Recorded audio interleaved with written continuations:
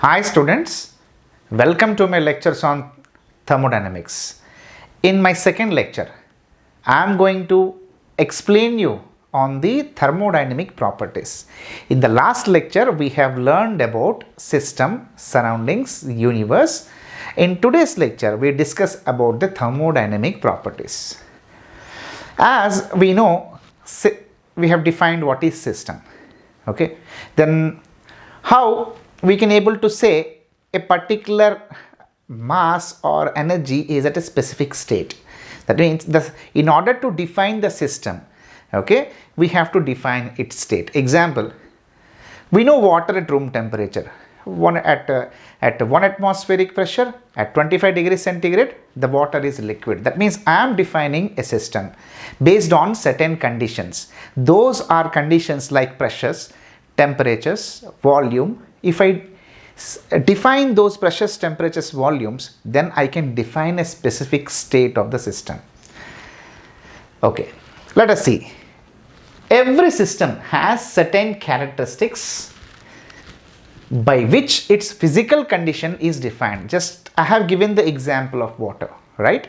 If you define 1 atmospheric pressure, 25 degrees centigrade, I have certain volume of a system which is a liquid at room temperature. That means I am defining a system by specifying or my characteristics of the system. My characteristics of the system is nothing but properties of the system like pressure, temperature, volume, general characteristics.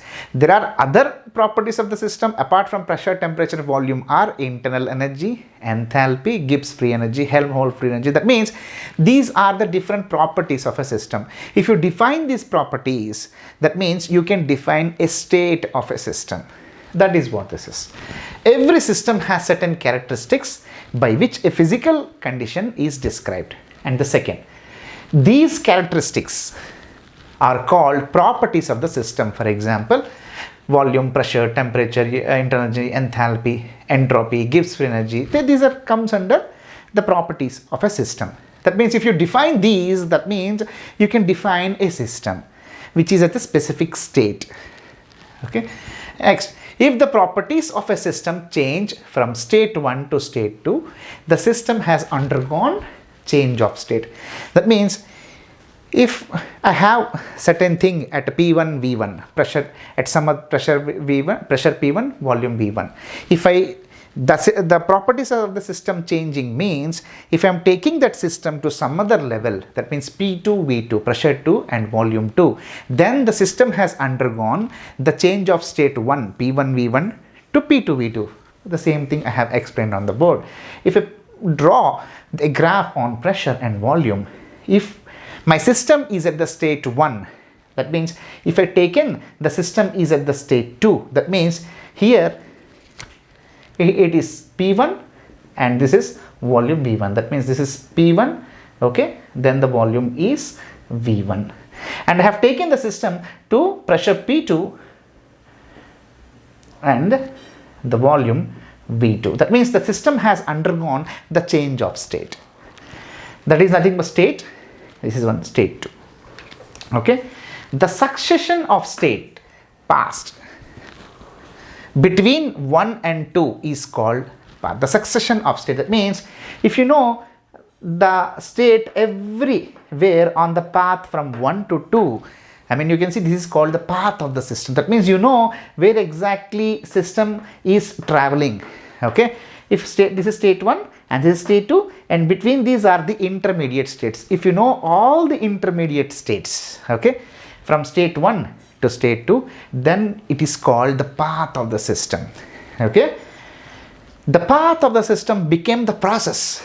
If you know what path it has taken, whether this system has taken constant pressure path or this system has taken constant volume path or constant temperature path or adiabatic path.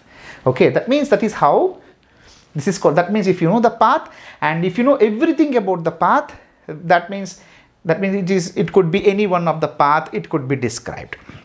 Then that is called the process. That means the system has undergone a process from state 1 to state 2. The process could be constant pressure path, constant volume path or any other path we can go on. For example, this is a piston cylinder assembly. This is the P1 V1 condition. If the piston got expanded, it will become P2 V2 inside the system. That means it has gone from state 1 to state 2. If you know every other state, from state 1 to state 2, it will not go instantaneously. Slowly the piston will rise.